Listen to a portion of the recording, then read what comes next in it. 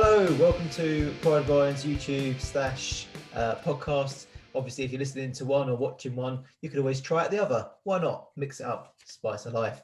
Joining me this week, as always, I've got my good friend Rob. Hello. And another good friend joining me, hasn't been on before, Mr. David Springer. Hello, Dave. Hello, Jim. How you doing, mate? I'm all right, mate. How are you? I'm very good, thank you. Very, content with that. Hang on, his name's Rusty. No, when this is recorded, no one can actually see the names on the screen. But yes, it does say Rusty. Rusty Springsteen. So, fourth. We are fourth in the Premier League. Yeah, but I had hair before I was watching the game. It just fell out. Dave had a full-on set of cornrows and everything. Look at him.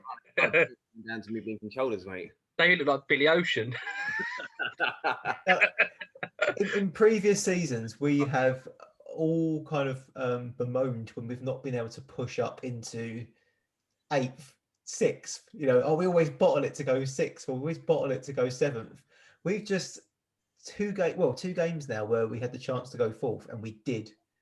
What a change up. We talked about that before, though, didn't we, Jim? We said before, at the beginning of the season, when we had them chances, we actually kind of capitulated and didn't do very well. And the last two games, we could have gone 4th. We've won them both. And, they're not been easy games, especially the Spurs game, if I'm honest. I'm just the mentality of the team and the turnaround this season has been phenomenal. David Moyes, every time I criticise him, it comes back to bite me, and I'm so glad. I've never been so happy to be so wrong. Keep on it, Jim. So when we signed Lingard, I was like, what is he doing? Why are we signing this player? We need a striker. Why have we signed this guy? When we signed Dawson, I was like, what the hell is going on? We've given them this fantastic, not given them, but this fantastic right back has left us to go to Watford, and we've taken this old centre back who can't even get into their first team. Just been completely wrong both times. We've got to trust them, haven't you, really? They know what they're doing. They're in the game like 24/7. And you say that, look at Pellegrini, though. We trusted him. It depends, mindset. Yeah, exactly. I mean, this is the thing. We've been all too used to disappointment, and I think the weird thing is that usually we're batting at the other end of the table, and we're thinking to ourselves, if we don't win this game, something bad will happen. We'll be sucked back into it. We'll be, potentially in the mix of relegation. This time, we're like, if we don't win this game, we won't go 4th. Oh no! You know what I mean? How's your brain dealt with it this season, Dave? You know what? Like the end of last season, it was, it looked good. We had a pretty poor season last season, but after the break and we got back into it, we played well. We had good form, and obviously when we started this season, we got to Newcastle and. But we've always shown promise, and it's just a bit of a weird feeling now because as a West Ham fan, it's the hope that kills you, isn't it? Really. Yeah. Even today, like when we're 2-1 up or even 2-0 up, we always think, we're gonna throw this away. We're gonna throw it away. Well, we tried our best to throw it away, Dave. Don't worry about that. But that's the thing, though. It's like being in that position where historically we have thrown those games away. And the fact we held on, despite they hit the bar twice, and it was probably a lot down to do with Tottenham's inability to actually hit the back of the net because they had a lot of chances. We held strong in the end. We started that game really strong, though, not just because we scored, but we were right at them for the first 10 half. minutes. We were really good, really good. But I think the whole first half we were competitive. But do you think perhaps like the strength of the squad that Spurs have at their disposal and seeing the subs they made at half time just got in the heads of our players a little bit? Yeah, definitely. You could see it all over the pitch. But the thing is though, with that though, you kind of think to yourself, okay, then they're bringing on these players. We've got to be first to the ball every ball, and we've got track. But we didn't do that, which was kind of strange. There was a few times on the left. I think I said in the chat about 100 times. Yeah. The ball went over, and Kofeld was on his own, and he was out of position. And it was just 2 against 1, and I was just like, "But why are we doing that for? What is?" I didn't really understand the game. Was Lingard not? Because I see Moyes have a go at Lingard for not helping out. Because he was saying, "Jesse, help him," like that, and he obviously wasn't. Pardon? Jesse. He obviously wasn't helping him, and then we were screaming to make the change, the formation change, to bring Johnson on because we were getting overrun, and we was because they were all attack. We were, and I thought that would have left them exposed at the back, but I didn't think we took advantage of it as much as we could do because it was wave after wave of attack, and yeah. We didn't distribute the ball well enough because it kept coming back to us all the time, and they're good players, but I think we could have done better. We could have been a bit more composed, with what we had. I don't think we had someone to hold on to the ball very well. It looked like Antonio was still a bit cream crackered from what his fatigue or his injury. I don't know who it is anymore. Well, that massive dong. But yeah, massive dong. Yeah, it must be heavy carrying that around in Wheelbarrow all day long. But so he didn't hold up the ball much. He still kind of done well. He got the goal, so he done well. Do you know what I mean? But you defenders, if you're a defender and you kick it out there, you kind of hope that the attackers are going to hold on to it for a while to give you that kind of braver and repositioning into a state. But it wasn't stay. Every time we did that, they were back again, and you can see sometimes the players are out of position because they're having to track back and they're running up past the man. And there was a point where he, I don't know, who was the Brazilian bloke who plays for Tottenham, the bald head one, little one, really fast. Yeah, and he played it through. And Cresswell just chugged after him, and he just ran into the box. And I was like, why is he doing that? I think they may have just been overwhelmed a little bit. I don't know. But I think it changed a bit when Fornells came off. And I really like Fornells. I like the fact that he runs with the ball. I like the fact he's got no fear. He's very much hard working. He's always involved in the goals. He was there for the second goal today. If it wasn't for him, he wouldn't have the second goal. He's very much in that mould of Moyes player that he likes. A player who's got a bit of skill, can hold onto the ball, but also is just a hard worker. But when he came off, I think the difference for having someone like Benrahma up there is exactly what you're saying, Rob, like holding on to the ball when you've got it in the attacking third. That's what you want to do. And I think Lingard's really good at that. There was a point where I think he had about 4 guys around him and he still managed to kind of bounce it between 2 feet, move it around. Antonio's obviously really good at hanging on to the ball. I don't think Fornells is, but when Benrahma came on again, he was just, twisting and turning and taking it right up to the line. Yeah. I think that I would have started Benrahma today. I don't understand why he's not been starting. But obviously, it was the right call now because Fornells was a part of the second goal. But if I was a manager, which I'm not, I probably would have started. But I'd have probably started him today because I thought, every time he comes on, he looks good. Like always looks good for us. What's happened to Fredericks? Because one of the things we talked about before the game is we thought that the tactic would be similar to what we did against Villa. And kind of double up on Son the way we did on Grealish. But Fredericks wasn't even on the bench. I know, yeah. Someone said in the chat that he's injured. He's got like a slight knock or something. But I feel a bit sorry for Johnson as well because Johnson's been playing really, really well. It's actually this is actually kind of a nice problem to have. We kind of like talking about it, but you think about it, this discussion's a nice discussion because we're like, people are playing well. Who goes in the team? Who can't go in the team? Do you know what I mean? And but Johnson, he just looks solid every time he's been on, and he's playing left back. He's a right back. You know what I mean? He's like, so it's a nice thing to have. But I thought at the 70-minute mark, maybe even 65-minute mark, I would have gone for wing backs, and I'd have confined the midfield and doubled up on the wing backs and played on the counter. But we didn't do it for some reason until the last 81st minute. Yeah, I thought that in the second half a lot because I think in the first half they were going down the wings quite a lot, but in the second half they changed up and they were coming straight for us in there quite a lot. Yeah. I think we definitely was. It was worrying that effect. And in the first half, I thought like Lamela actually had an all right half. I thought not too bad, but probably ran up midpoint of the first half. Like he really started to impress. His attacks. And obviously Bell came on and changed things up a bit, and that's what he needs to do. Being like 1-0 down. Yeah. I think that kind of threw us a bit because we weren't prepared. It felt like we weren't prepared for what. Well, one of the things we did, what helped that is because Bow is left-footed and we played him on the right, and he kept cutting in. And obviously, Cresswell is left-footed, and he kept struggling with that because he was cutting in, and that's why he put Johnson on. I think because Johnson's right-footed and he could cope with the cut-ins towards the end. I think the other thing with Johnson is that to the kind of point we were making earlier about holding on to the ball, he's got really good feet. Like he does hold on to the ball quite well. He's got good takedowns, and when he takes it down, like in a cramped space, he can still hold on to it. So I thought he was great when he came. I could definitely see. I see where you're coming from, Rob. About it's a good problem to have, but I definitely see Johnson having a bigger part to play going forward.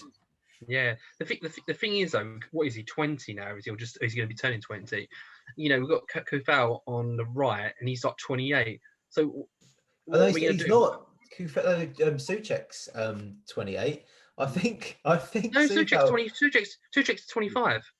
25. They said his I name thought- during the game. He's 25, and Kufal was 28. Oh, I thought it was the other way around. Either No, way, it's the way around. the pair of them look a lot older than. They than do. They look like they've been 25. down the mines for the most of their life. Like being a West Ham fan. It does, yeah. They look like they've been West Ham fans all their lives. I know you're right. Yet 28 years old, mind you. I mean, not that we want old fullbacks, but 5 million for a player that good, even if he is 28, is still an absolute bargain. And Cresswell's still doing the business at 30, pushing 31. Although clearly we need a bit more pace in that position. He's struggled. He's lost so much pace, Creswell. It's unreal. When's He's- Masuaku coming back? Pardon? When's Masuaku coming back? He's Oh, back in 3 weeks, isn't he? Okay. That's another problem to have, isn't it? Who's going to get over? Is it going to be Johnson? Does Johnson get dropped and Mazuaku comes Maybe in? put Masuaku up front. One thing I'm loving though is like, we are getting goals from like all over the place rather than worrying about one person who's only getting like 30 goals a season, and I think that's a good problem to have. I'd rather Yeah, have you don't Yeah, have a key person dependency there. You know, you don't have to you have to constantly worry about one guy getting injured because you know there's someone else who can chip in. yeah. I'd still like an attacker though, big time to go along. It's something that I think we desperately need. I know Lingard's.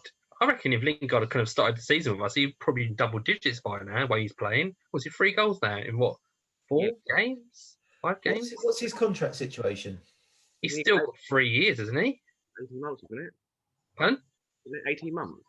18 months, maybe, yeah. So, but XW employee, he said that Lingard may be interested in moving.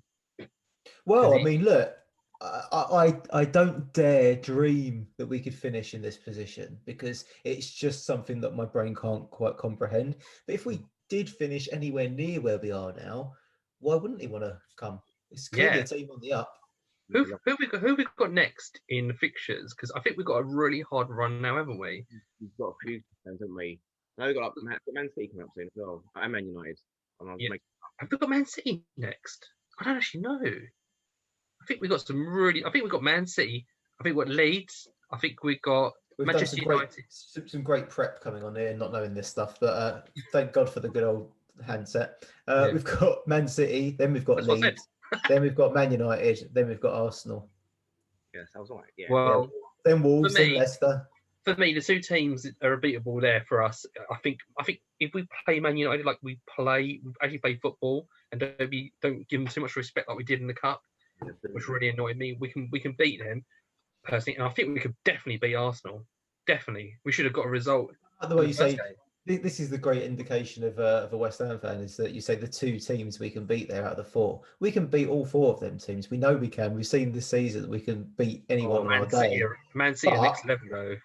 But I think that's part of the thing. And I'm not arguing that we beat them. By the way, I'm just saying it's like the change in mentality. I think that we need to get used to, and the players probably do too. To that Yeah. point, when they brought on Bale at half time, and the mentality on the pitch clearly did change. I think we need to get used to being all right.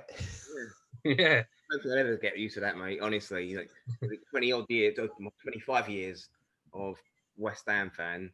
It's a weird feeling to suddenly go from like this depression and like resignation to a relegation.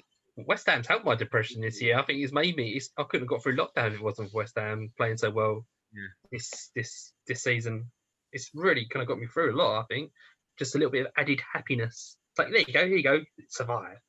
Yeah, although being on the being on the chat and talking to you guys, it's upbeat. But then we have a game like today, and the mentality does switch back. We're all like, got no fingernails left. The last sort of 15 minutes of that game, I was actually on the edge of my seat. My shoulders were all tense, and afterwards, I was like, God, I'm so tense. I'm literally I'm lucky I've got any fingernails left. If I had a tennis board, I crushed it. It was zoomed in my hand like a action film. But it was it was incredibly stressful towards the end. And if I'm honest, Spurs probably deserve something. If you're going to be really honest, absolutely. I think Spurs. I think they lost the game, and they should have been hard done by not getting a result at all. Yeah. Like, as much as I don't like Spurs, I can recognise the fact we were dominated by that, and if it weren't for luck and obviously some poor passing, or some poor finishing, yeah, Spurs would have rightfully won it. But I'm always Fabianski kind of done a job for us, eh?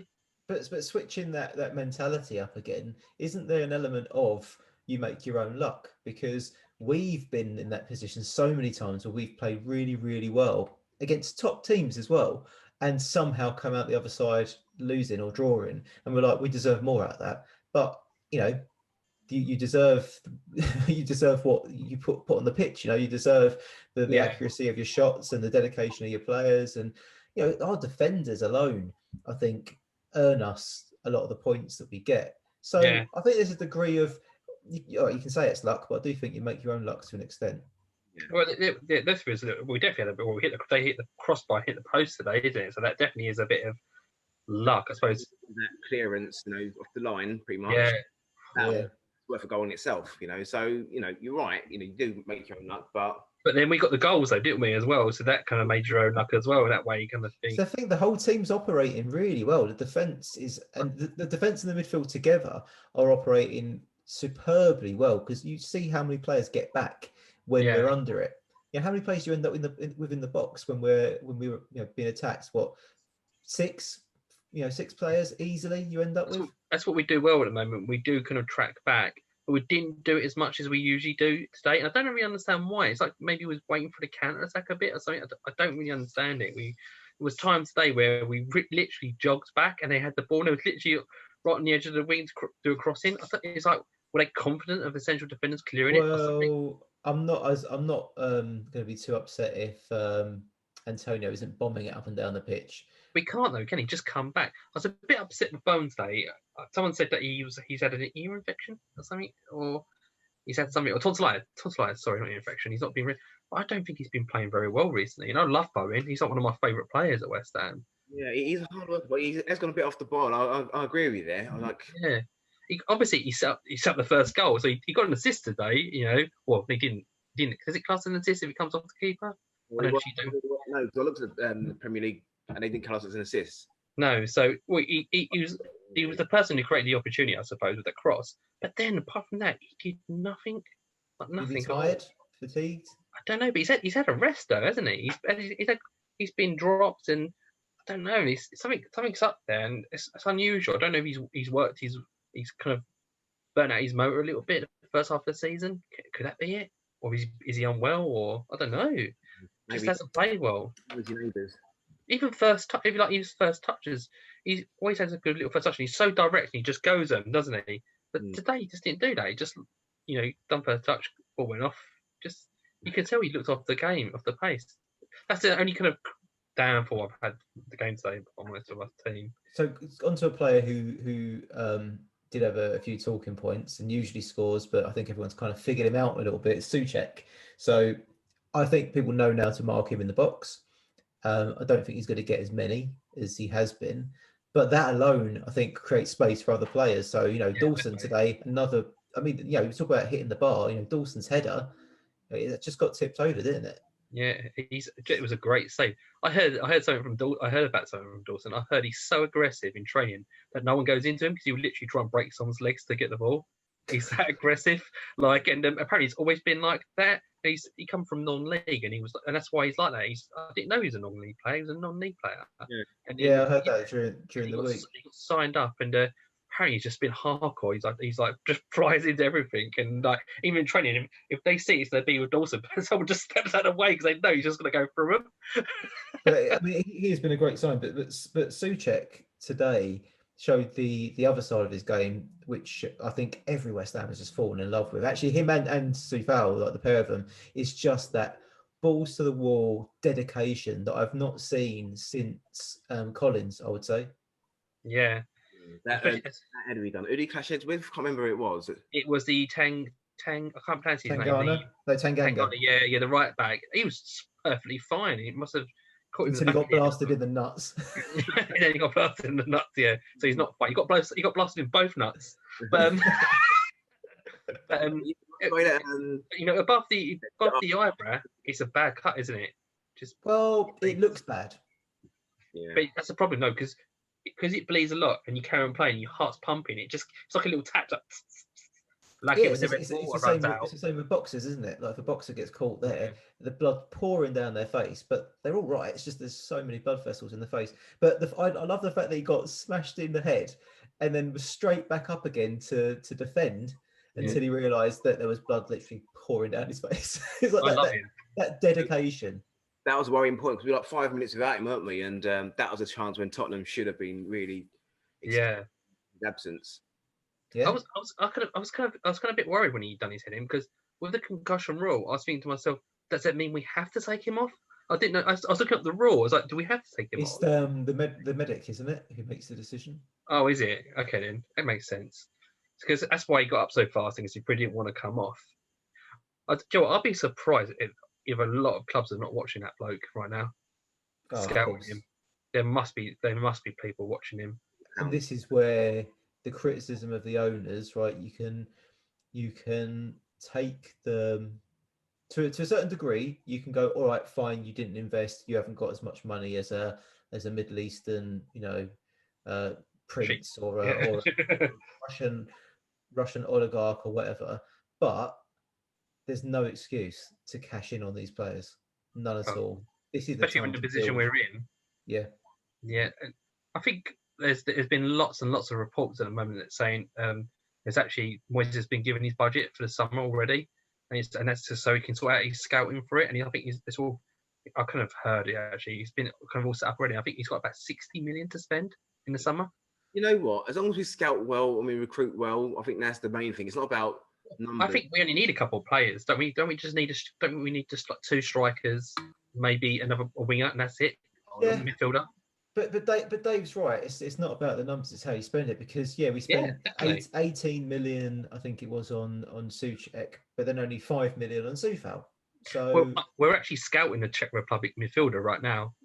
it looks like he's going to be one of the other players is going to come in for us. Is the Czech Republic the new Belgium? It basically is for us. We're going to change it to Belgium. We're going to do it by law. If it works, it works. We're going to invade it, West Ham. We go over there with their players. Up middle-aged men in claret and blue shirts. Yeah, come on! In Prague. Give us your beer and your players. See Leicester. Leicester are tuning up. Villa. Who against? Villa. That's good for us, though. Well, we want to get above Leicester, don't we? Yeah. Come on. Well, it doesn't. Let's push on. But Villa are 2 games behind us, and they're not that far away. So that's kind of good for us if they win, because that means they can't leapfrog us if they win the next couple of games. I think the more congested the top half of the table becomes, the more exciting the league is. I mean, it's going to be better for us, surely, if everyone's fighting for places, like Everton beating Liverpool. I know that's helped us. And they were a better side as well, weren't they? Everton as well. They were like hands down a better side. I love that bit of commentary on the Sky website that was saying about Mane throwing himself to the floor, which shows the desperation of Liverpool. They've been really poor, hit and miss this season, should we say, not poor. And that's what really annoyed me when we play him. That's another thing we did. We did that against Man United as well. I think we spoke about it as well, Jim. Is that we gave them too much? We gave them too much respect. Again, I think it's a mentality thing. I think our players need to start believing that they are as good as they are. Yeah, definitely. So the other player today I wanted to quickly talk about, Diop. So he's been off for quite a long while. He came back, obviously got knocked out. To come off. I've been really, really hoping that he'd come back, because the form he showed in that first season, I just thought, who is this fantastic kid? And at the time, there was talk of Spurs coming in for him and like bidding 50 million quid and all this stuff. And then he's just completely gone off the boil. But coming back in, he looks all right. He looks solid. He looks like he's been playing there the whole season. But do you know what really annoys me about Diop? It's not actually a thing he does wrong. if we watch him, he takes such a long time to watch it. Next time you watch it, he takes such a long time to do a pass. He winds his leg up like it's like a toy. He goes, and I watched it every time. I was like, be quicker. There's a couple of times later when there were crosses into the box, and he like leapt through there like a salmon, and just kind of like I like the way he defends crosses, because I think all too often a cross will come in and they'll just be nodded up into the air or be nodded out centrally, and you always know there's going to be a player running in to get a rebound. But he does this thing where he kind of flicks it off and just like diverts it in completely the other direction. That might still fall to a player's feet, but I don't know. I just like it. It's just like, yep, fuck that one off as well. It's because he's quite gangly as well. He always gets his toes to the ball. He gets his leg around someone, just kind of gets that little touching, which is kind of a good thing. I've always thought he's been quite bad in the defensive header, in it, like in the defensive area in the air and in defence. But he was really good today. I thought he got to quite a lot of stuff today, him and Dawson. But that's another problem we're going to have. If he plays really, really well until Bongan comes back, what do we do? Because it is. Because he's been brilliant for the whole 2 seasons, hasn't he? I think there's been very few occasions since I've started, going over to watch West Ham the last 13 years or whatever it's been, where we've had enough rotation amongst our central defenders, enough quality to rotate. And I think we're back to that now. It's good, right? What do we start with? We start with Ogbonna and Balbuena. Yeah, then we've both done, and Balbuena was really good as well, wasn't he? Really? Yeah, and I think then he got injured, didn't he? And then so Dawson came in. Dawson, yeah. And then obviously Ogbonna's been injured, so Diop's going in. It's nice that you can have that change, and the quality and the dedication, everything just stays the same. Someone said that Balbuena, I can't pronounce his bloody name. He's going to bloody he's going to sign a new contract. Because he's out of contract, isn't he, in the season? So it's Fabianski. Go on, Dave. You keep going to talk, but your mic keeps getting faded out by us. That's all right. How old is he, Balbuena? 29, isn't he? 28, 29, 21. I think he's 29, 30, I think. I think when we signed him was 28, 27. Central defenders, though, the age of a central defenders, I mean, they can go on a fair bit longer, can't they? I think that's the good thing about Cresswell, I guess, is that he has been brought into the centre a bit more, but it means we still get quite a lot more out of him, and we get a central defender in the mix as well. Would you still bring a central defender in next season? I don't know. Who have we got? We've got 4 good ones, right? We haven't signed Dawson yet. We've still agree a fee. Hopefully we will. Yeah. So I think, me personally, I'd like to see another defender coming in for us, but maybe a youngster who can kind of work his way up, maybe. But what about one of our own youngsters? We got a really good. We got that Baptista kid. He says to be really good, and Elise says to be really good as well. So they're good. Yeah, they're quite good. 2 quite good players. So maybe we are kind of looking towards them chat. And we got that kind of quite big left back as well. Says to be quite good. I can't remember his name there. He says to be quite good as well. So maybe we're going to start kind of mix. Maybe not spending as much money and using the youth. To Dave's point, it's not the numbers, it's how you use it. And if you've got someone coming through the ranks who's decent, it's extra money to go somewhere else, I guess. Yeah. The problem with football these days, I feel like I'm such an old man though. Fans want to see big money signings or big marquee signings, and I don't think there's a necessity for that. Like I said, if you can get the right player, regardless of where they've come from, at the right price, yeah. It hasn't worked for us before, has it? Look at Anderson, Porto just doing nothing right now, and I actually think a lot of the players that kind of Pellegrini brought in have been quite bad. A lot of them have, apart from a few. Who else is out on loan apart from Anderson? We've got another one out on loan, haven't we? Another big player. Have we? I can't remember because we had Anderson. I mean, we sold him. I can't remember. We sold Aller. Oh yeah, we sold Aller. That's it. Yeah. So he's gone. Totally forgot about Anderson. Although I was thinking about it the other day, just in the context of Anderson should have been what Benrahma is. So Benrahma's doing everything that Anderson should have been doing. You know what? I'd still like to see Anderson in this squad right now. Because we're playing quite well. Would he play better? Would he come in? Because he's still fast. He's still technically quite a good player, isn't he? Still lazy. he was very lazy. It was just driving me crazy. Go on, Dave, sorry. It is about having the right attitude, which fits in with the team, and you need.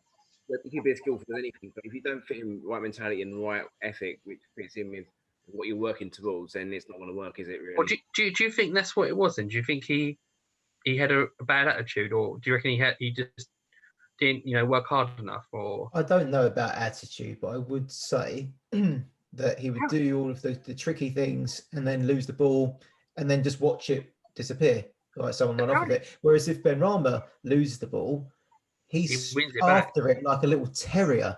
Yeah. Like he wants it back. Apparently Anderson was seen as a sports psychologist, because apparently he's morale. I like his morale.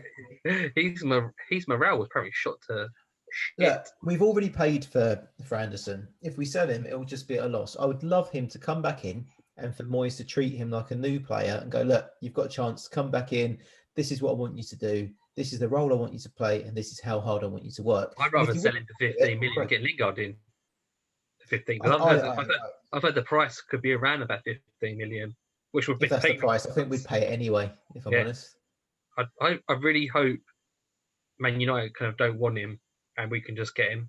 I hope we can just sort of do that quickly, because Jim, I was a bit like, oh God, Lingard. I wasn't very happy about it, mostly because of his social media. Kind of, I don't like people who kind of. I shouldn't say it because I don't know him really. So I'm being very judgmental when I say it, but I didn't like his. I thought he was more about his kind of brand, his name, and that stuff. And that kind of gets me, because I like someone to be about the game first and about the brand afterwards. The brand comes with the game. But he's come along. He's been blinding. No, he has been good. A celebration today with the Beatles. I don't know who they were playing. Yeah. What was he was playing a flute or something. What was I thought it was like charming a snake. I thought it was churning butter. First thing I thought, why they become like Victorian maids or something? They were like, John, the thing I found out. Possessed. The thing that I found out about Lingard since he's come to us, I've got I probably judged him wrongly as well. Like, he wasn't playing at Manchester United because not because he was injured or whatever, but he had some family stuff going on. His mum was really ill, and he's looking after his two younger siblings. Yeah. And the whole time, he kept himself super fit. It wasn't off. It was off pitch stuff. It wasn't like dodgy off pitch stuff. He was doing the right thing by his family, and the fact that he kept himself fit, he's professional all the way through. I've got a huge amount of newfound respect for him. Finding out. Yeah. Do you know what I like about him the most as a player? And it's probably like the football player in me, what I like to see happen, or the computer game fanatic I am. I like he shoots from range. We don't have anyone that shoots from range. And the thing is, though, every time he shoots from range, it's always on bloody target. I don't think he's not had a shot on target, off target yet. Is he like a proper long ranger? It always tests the keeper. That excites me. You know what? That excites me, that does. About Lingard, when he fouled Dele Alli, I thought they were going to merge into each other, like in time. Dave, that's really funny. I watched Time Cop last night, so it's really strange you just said that. I was like, did you been watching me again? So when Dele Alli was warming up, he had his scarf around his chin, so I couldn't see the little beard. All I could see was the tash, and I was like, okay, I'm not going to say what I thought because we all know what I thought, but I was like, where do I buy that scarf? Yeah, exactly. Because he's always looked like a spiteful little shit. That Dele Alli's just got he's like some women have resting bitch face. I think he's got resting spiteful prick face. Like, he always just looks like a prick. I think his ego's got to, I think. It's like that little moustache. You think, what makes you look in the mirror and go, I know how I can improve this face. Slap this stick dastardly moustache on. Well, that's my favourite thing about him. I think he's a player that ego has got to him and it's gone to his head, kind of player. Apparently it happens a lot. You can just kind of sense that. Has anyone watched the Spurs documentary? No. Not, I was planning to either, but I watch all the football documentaries I do, and he doesn't come off too bad in it, if I'm honest. But you can tell there's something there about him. He's got this kind of arrogance. I think you need arrogance as a player, but you kind of need, a kind of to be level-headed at the same time. A lot of the best players are arrogant because they can believe they can do something on the ball. Weirdly, I was having the same conversation yesterday, but not about a footballer, but about a drag queen, obviously. And the point I was making yesterday was that if you are a star and you've got loads of talent and you're super skillful, you can justify being arrogant. I don't say you've earned the right to be, but you can kind of justify it. But if you're just arrogant and you don't have any of the stuff underneath, or you've got it but you're not showing it because you're too lazy, then you're just a knob. Yeah. And I think the same goes for footballers. If you get to that stage where you're really good, so you become a bit arrogant, then you're so arrogant you let your game tail off. You continue to be like that. I think that's where it starts to go wrong for some players. He grows up the ranks quite quickly because he was being watched when he was 17 at MK Dons, and he's a big Liverpool fan as well. And I think Liverpool watching him and stuff like that, and he got his move to Spurs, and he was good, really good, wasn't he? And I think what's happened now, instead of hard working, I think he thinks the abilities and his kind of talent's going to take him, but you need that hard work as well. Any player, you meet any player in the world, when you look at people like Cristiano Ronaldo, he used to put like ankle weights on and go like do everything running. He was the most intense trainer ever. Look at his size; he's like 36, whatever his name is, and he's still massive. I can't believe that. He just looks in peak form, doesn't he? He just looks amazing for how He can get into any side in the world. That is the prime example of you've earned the right to be arrogant, because as much as sometimes you might think he's a dick, because he can be as well. He is an absolute consummate professional. He works his arse off. He's given everything to the game, and you can't knock that. No, well, look at Zlatan. He's 40 this year, 40, and he's still. Mate, Teddy Sheringham was playing until he was 42. Yeah, exactly. But he's still one of the tops. Do you know his goal scoring record has gotten better as he's got older? Yeah. I'm excited. That's mad, isn't it? Dave? By the time he's 60, he'll be like... He'll be unbelievable, won't he? I'm excited for this. I'm excited for this kind of this change up in sports science and all the rest of it, which means that clearly now athletes can go on longer than they used to. Not in things like sports like sprinting and all the rest of it, where you kind of need youth to be at your peak. But with football, if you look after yourself, your technique can get better and better to the point where the tail off in the physicality doesn't quite matter. But Cristiano Ronaldo's not getting any slower. Have you seen the way he can jump? It's unbelievable. He is. It's like, I can't believe how much airtime he gets, and he gets to hang in the air. He comes down. It's amazing. It's like superhuman. I just don't understand. He's just got good genetics, hasn't he? He just, and with hard work, it's just that he just works all the time. He's like, apparently he's built a pitch in his garden, and he goes home from training and he trains in his garden. What's he going to do? I might do it. Do more work at home. It's like paperwork and fax machine. Just it's like painter and decorators, like who don't like that. Their house is usually half decorated because they're like, well, the last thing I want to do when I get home is do more work. Decorate, absolutely. So what's our next game then? In is it Man City? Man City, yeah, we covered this. So that's quite a big game then. So it was quite a big, win today for us. If you think about it, because the team, because of how tight everything is around us right now, it can move a lot. So it gives us a bit of leeway, doesn't it? To, if we do lose the City, to kind of crack on the rest of the season. I'm not saying we're going to lose the City. I wouldn't be mad if we went out there for the draw. I really wouldn't. City's won phenomenal. How many won in a row? I can't remember. Don't know. But I wouldn't be mad at a draw. Like if Moyes wanted to be super negative and just like pack the midfield and put on loads of like grafters and tacklers rather than skillful players, just to break up play and hold on to the ball a little bit. Or like a team like Man City, you play to your strengths, you play to your set pieces, you play to your corners. But that's if you can get corners, because how far do you get up the end to get the corners? So what you got to do is kind of you kind of got to use the width, the wide man, and get the the Součeks and the Antonios in there. At least Antonio didn't get injured that game as well. So hopefully he'll be okay for that game as well. So would you bother playing Antonio? Yeah, it depends if he is. If he felt a niggle today, then definitely not. No.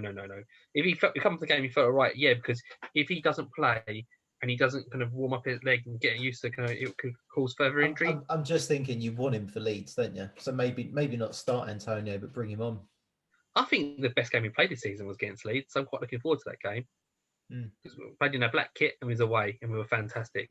that black kit is just the holy grail of kits. They were on sale, weren't they? At M&M Direct for like £16. Yeah, I missed it. Same there, mate. Yeah.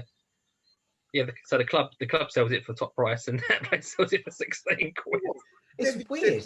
Prices for like the home one and the blue one, but the black ones are still like full price. Well, I know that it's been a very successful kit, the black one. Yeah, it is. It's beautiful. I love it. So why would you drop the price of something that's selling really well? Because you want to look after your fans, and you want everyone to have the kit. Yeah. You want all the kids to be football to have it. You want, when you're walking down the street, you want everyone to see your bin bags, look at with a West Ham shirt on it, and go, "Look at that! What are they wearing bin bags for?" So it's this week is Pride of Iron's sixth official birthday.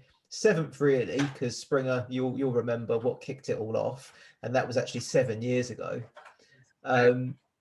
which is amazing, really, to get to this stage. And you were on the original committee. What's that, Jim? Dave, you were on the original committee.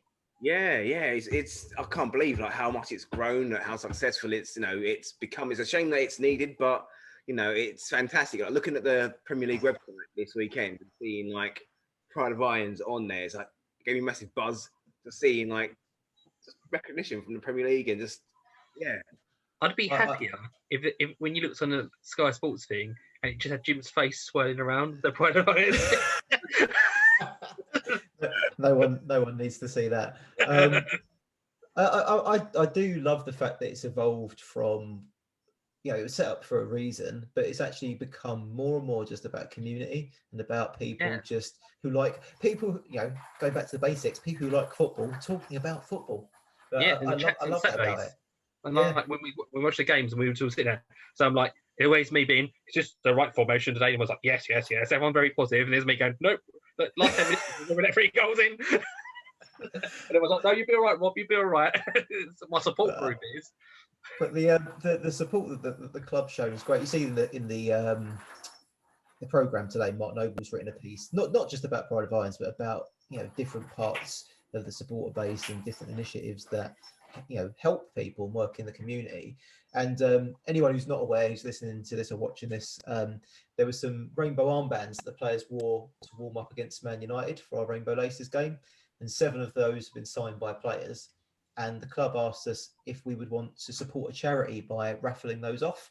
So those are available now on the West Ham website to buy a raffle ticket for £5. And all money goes towards AKT, which used to be called the Albert Kennedy Trust. And it's a charity working with LGBT youth who are either homeless or they're facing homelessness, like their parents are kicking them out because they're gay or they're trans or whatever.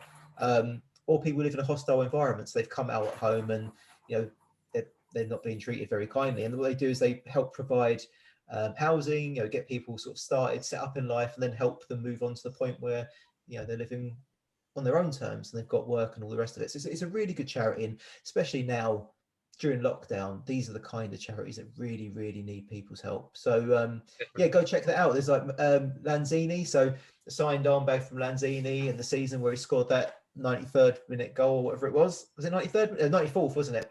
Yeah. Oh. Yep. We've got Ben Johnson, the season he scored his debut goal. There's Fornells, there's Dave Martin, I think Randolph's in there as well. I should have just got the list down in front of me. But yeah, go and check it out. All money goes to a good cause. Yep. Rob, have you bought a ticket? I will be buying a ticket because the first I've heard about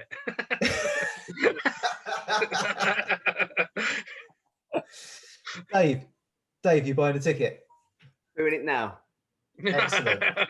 Get online. But yeah, no, it's a fantastic thing to do, and obviously, the club supports us. in terms of giving this kind of platform to help put this stuff out there. So I'm really proud of getting to the stage where you think football might not be a friendly place for LGBT people, to the point where you're going, oh, we're raising money for a charity for young LGBT people. I think that's just mental. Yeah, really pleasing, but just crazy. That's what it's set up for, though. Hopefully, isn't it? It's, foundations for things like this. So hopefully it will grow and grow, and we'll just become an empire. I like to add, working for a charity myself, charities have been really impacted by obviously the whole COVID situation, and any support you can give will be greatly appreciated by Kennedy Trust, definitely. So yeah, go buy a ticket. I'm going to buy one. So good stuff. Dave, you made me cry saying that. Then it was so perfectly done. It's like you're on the telephone with children in need. Call in now. We're waiting here 24/7. I'll see you. The fucking money. Money. So, Dave, at the beginning of the season, we were talking about predictions, and Rob, I think, said we'd be lucky to. And this isn't to take the piss out of Rob. He said we'd be lucky. We're friends. No, but it's not. I'm just, just a bit of perspective, I guess, on how far we've come. As you said, you think we'd be lucky to finish. You think we'd be lucky to finish 15th. So, at the beginning of the season, hand on heart, where were you thinking, Dave? 8. No, I'm not even lying. I said 8. And the reason why I said that, and it was very optimistic, considering that last season, but how we finished off last season gave me the optimism to think we could actually kick on. What, did you think that after the Newcastle game then? No. Our season was abysmal. It really was last season. And when we came back from COVID lockdown and the players started playing again, we showed people like Bowen, who were looking great at the time. Yeah. We had Souček, all these players who were actually thinking, okay, you've got my attention now. Even Antonio was banging quite a few goals at the time as well. And I thought, no, why can't we kick on? Why can't we?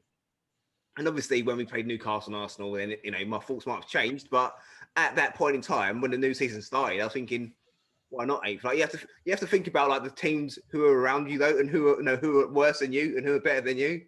I actually think a lot of the teams this season look quite good in trying to market.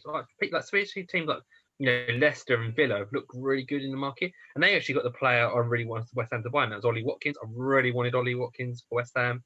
I watched him at Exeter a lot, and I thought he was a fantastic player. And so I was really kind of a bit worried, because I thought that squad depth was really going to come back to bite us on the arse. But lucky for us, because me and Jim have actually gone on a bit about the squad depth, and I think lucky for us, we seem to have been handling it quite well when we haven't had Antonio there. Yeah. It's bizarre, because we shouldn't. I think, or we played as a false 9, but Lingard as a striker. But it seems to have worked out quite well, hasn't it? Really, I think that's down to Moyes. I think us, the team, and also just everyone around, the media and stuff.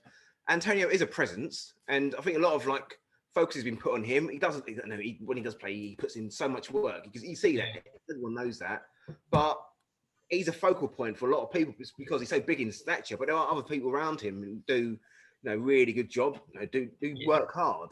And absolutely, yeah. I think that's obviously an important part of it.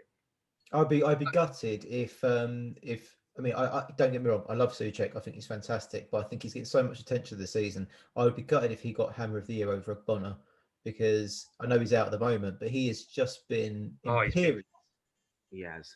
He's a fine wine, that gentleman. I love him. He's such a good footballer, and like I said to you as well, I think if we can stay where we are now and we get some kind of European place football or something like that, or we can have, we could go and watch European games.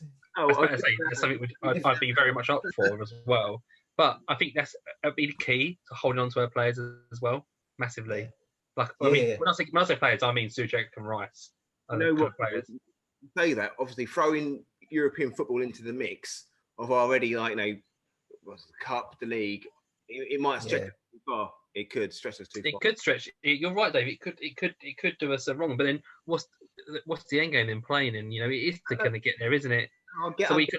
You always want to push for better. And I think we just need a squad which can actually handle, all these competitions that we're going to be competing in. And that's what my concern is, making sure that we invest correctly. So go on, Jim. No, I was just going to say, like, I mean, not that I've got any choice in the matter, but it's one of those things where you're like, again, I don't think this is going to happen, but I would prefer, everyone would prefer Champions League over Europa League. But the thing with the Champions League is there's less games and it's far more competitive. So if we did manage to scrape in somehow, the tax on the team wouldn't be as bad, but also we'd probably get knocked out quite early anyway. So we'd hang on to the players, we'd get the prestige of making it to the Champions League, and then we wouldn't have as many. Depends what you get though as well, because you can go into the European, the other league, can't you? The European League. The You don't do too well. Yeah, you get knocked out. So I remember, like, probably about 7 years ago, 8 years ago, Karen Brady, she made an article in The Sun about, I think it was on the lead up to our changing stadium and stuff like that. So a good few years ago. And it's about how West Ham are going to be in the Champions League, like in the next 10 years. Yeah. So you're trying to say she's a really delayed fortune teller. Mystic Meg. I think if we kind of do get into, let's say we do get into Europe, the one thing we will need 3 people for each position, with the cups and the league and the European leagues. Simple as that. And that's what we'd have to do. And the problem is when we got into Europe that time, and we brought all them players in, like Fagali and stuff like that, it was just all these generic blokes we got on free transfers and stuff. They were just half of them were crap, you know. We're just this time we're just going to get half of Slavia Prague. Yeah, absolutely. Yeah. just buy them. Just buy all of them. So Dave, has your prediction changed then, or are you still thinking 8th? You know, I actually put a bet on 2 weeks ago we'd finish top 4. What's the return on that? I can't remember. Well, it's only a small bet, like 10 or something. I can't remember. They put 10 pence on it and come back a fire for us. Well, look, I put a bet on us winning. Well, I have so much faith in West Ham that when I fantasy football team, I always fill it up with as many West Ham players as I can before obviously it breaks and says too many West Ham players allowed. And team, and I always finish bottom just because I'm thinking my heart rather than my. So you know, I never bet on West Ham because I'm scared of cursing them. So even in my even on my accumulators, I never bet West Ham ever. Even if I know they're going to win, I won't do it because I feel like I've cursed them. every year without fail, I put a tenner on West Ham to win the league just in case. Wow, you're very lucky to win this year. With how many points the Man City ahead of us now? Is it 15? What? No. 10, isn't it? It's very close still. Is it 10 or was it 11? I can't actually know. I don't know, but I got 500 to 1 anyway. If so, you know. So you put $2,000 on then? No, I put a tenner on. Ahead of us, Rob. 11 points. 11 points. Oh, so okay then. So it's quite a lot of points for us to make up if we wanted to win the league and get you that money. Less than 3 games. Yeah. No, sorry, 4 games. Less than 4 games. Can't do maths. It's exciting though, isn't it? It really is. It's like I'd look at this period of games coming up and I'd be bricking it. Honestly, at the moment I'm looking like, so who are we going to lose to then? That's not being arrogant. That's just kind of excitement of it all. I just think as long as I don't expect us to stay where we are. I don't expect us to be top 6 if I'm honest. Really? But I just hope we don't completely fall apart and drop because that would just be so disappointing. It would, wouldn't it? I think where we are at the moment, like if we were to finish like, I'll say, you know, don't be arrogant, but below Tottenham and below like the usual big teams, it would leave me with a bit of a downer. Really, you know, we've done so well, and like I said it before, it's the hope that kills you because you're doing so well. You don't want to fall away at the last minute. Yeah, absolutely. Imagine, and the thing, you know, it just proves how well we're playing. If we had a player like Song on our side from Spurs, imagine how good we could be with a player like that on our side, you know what I mean, as well. So I think, you know, if we don't, as long as we don't finish above 8th, low 8th, be kind of happy. But I kind of want us to go above that, if I'm honest. You know, now especially the win we got now. You know, it's because you know we're sitting pretty. You know, like. I don't want us to finish below 6. I want us to be at least 6th. And I know it's like pipe dreams, you know, but we're 4th right now and we've earned our place. Yeah, definitely. We played some really good sides as well. Like Leeds away, you didn't think we did win that. You think, oh God. Villa away, you think, oh God, they're playing well. But we got really convincing results against both of them sides. And Wolves and Leicester. Yeah. And the thing is, like, like we said before, like, we've gone into matches where we've not played well, but we've ground a result. Like even today, where I think we were totally dominated, but we got a result. Yeah. I'd be happy to keep winning ugly if it meant we stay or improve on where we are. The history books will always say that we won today's game 2-1. No one's going to remember how well or not we didn't. We won that, and that's football for you, right? Well, next week that's ugly. Rob, I've got some homework for you between now and the next time we record. Okay. Find out what decent strikers are out of contract at the end of the season. Oh, I kind of know that already. Some of them. Because I've got a sneaking suspicion Danny that we're going to find a good striker who's out of contract and say, Ings. look, all right, okay, that's one. But I think that's going to be our tactic is to find a good striker who's out of contract. Go, look, because we can buy you out of contract, we can pay you a decent wage. We're doing really well, and you'll be the striker. Are we going to think I think we are really going for Ings. I think that is the thing. I think that's the player we're really going to go for. How old is he? 28. That's good age. He wanted some 28. He's a good age. He's a great player, Danny Ings, as well. He's fast. 28, yeah. He's fast. He's skillful. He played really well with Antonio as well. He's that kind of. He can shoot. He's just such a good player, Danny Ings. Every time I see him play, I just think this bloke's. He's a bigger player than us for us. If I'm honest. But if we do get into where we are, I think we could get someone like Danny Ings.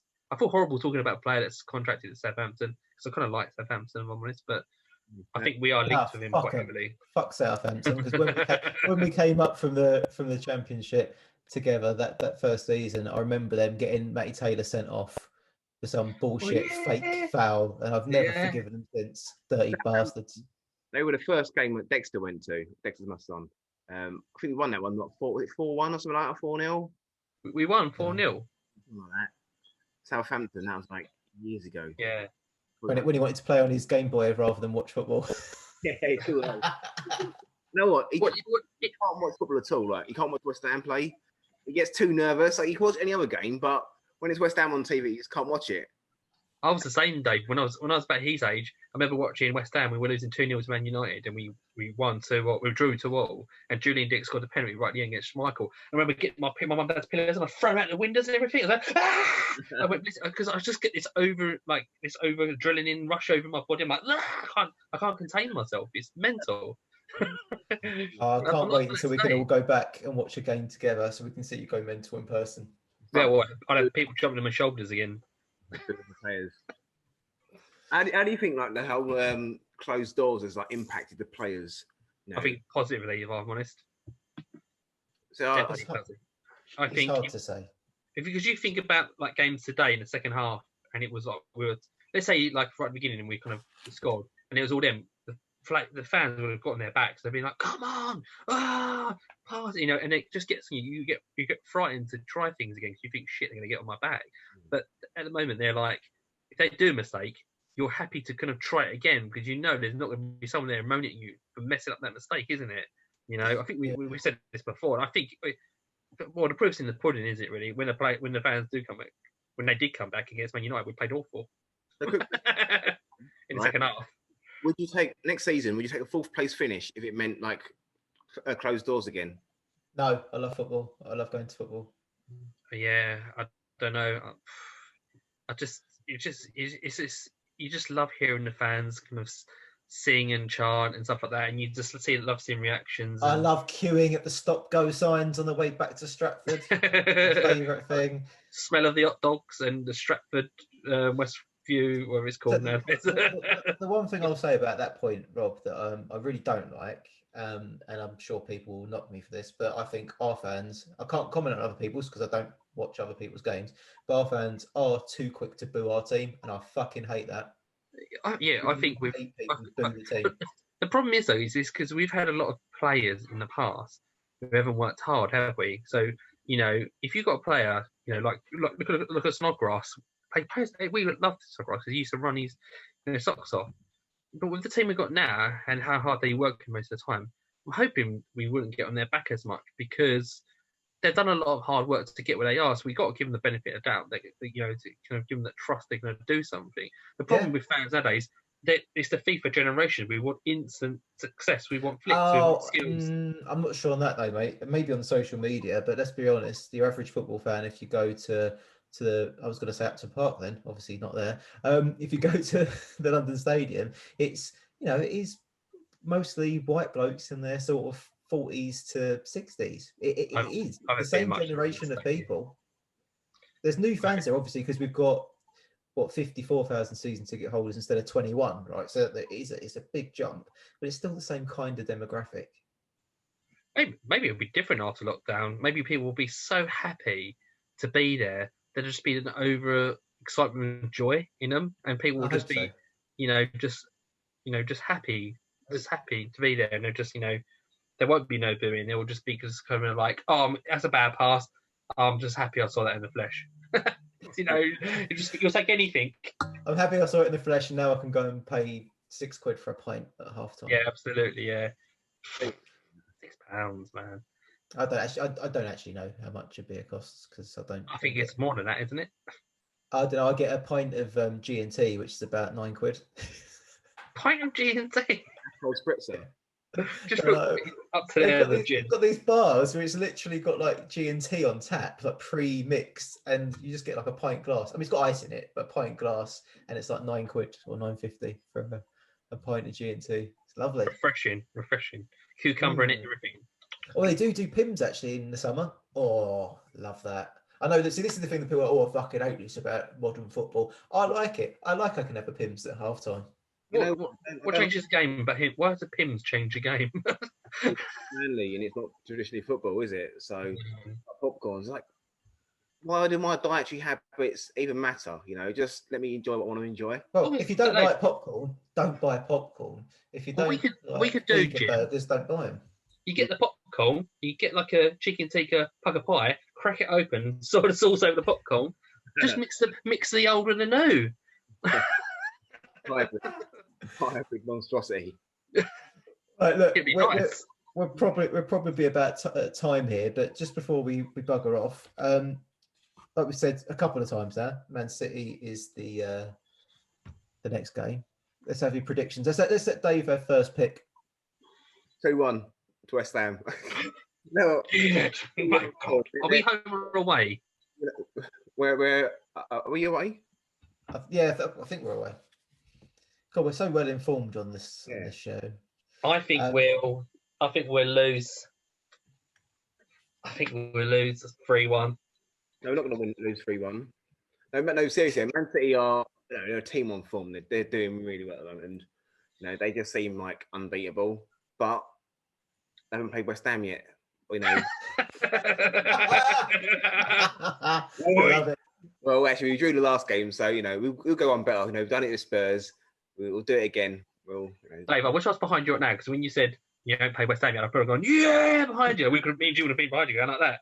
Well, no, yeah, actually, we drew, didn't we? With Foden's getting the goal, but we can give them a match, but I think they're going to have too much firepower to keep back. So yeah, I think Man City will win probably. I don't want to say 2-0, but I think it will be 2-0. They'll get 2 goals. What about you, Jim? What did you say, Rob? So I said 3-1. I think we'll get a goal still. We're going to beat them 1-0. Oh, I'd love that. Imagine that. Bloody hell. You heard it here first. Yep. Let's put a bet on it, everyone. Get the phone to your bookies. You heard it here first. Before you put on, buy a ticket for the wristband, sweatband, Captain Alarmbands. So it's on the West Ham website. There's an article today that Mark Noble wrote for today's match, and it's linked in there. There's also an article about Pride of Irons and its 6th birthday, technically 7th, and you can get the link in there as well. And it takes you through to the West Ham ticketing sites. It's all done through West Ham's own website. It's all done through there, using your client reference and all the rest of it. So yeah, go buy a ticket. What happens? Is there like a live draw? Will you come out with a glove on, put your hand in, and go, "Oh look, it's Malcolm"? No, I put on a glove, put my hand in, and I just pull out a hanky, and then another one, and another one, another one, another one. Just a piece of chicken, KFC chicken. Oh. Right, okay, that's all we've got time for. Thanks very much for listening. As always, please like, subscribe. We've got the podcast, we've got the YouTube. Get on there, send us some comments on. Those people send us comments with links to weird websites. You can stop, but everyone else, please. That's leave me. us some nice That's my OnlyFans page. So comments. subscribe. Well, then subscribe to Rob's OnlyFans. Brilliant. I'm Jim Dolan. I've been joined by the wonderful Robert Fish Okay, have a day. and Dave Springer. Thanks for having me, Jim. Rob, Come on, yours! Come on, you eyes.